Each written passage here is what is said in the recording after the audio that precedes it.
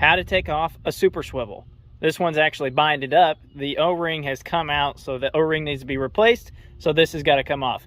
A lot of times it'll get really tight to pull and you can't reel it up unless you take the pressure out. Step 1, open your ball valve. Let all the water drain out. Next, remove your quick fittings. Let all the water drain out.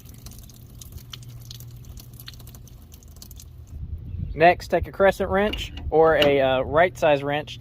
Make sure it's tight on there and turn it counterclockwise. Turn it counterclockwise.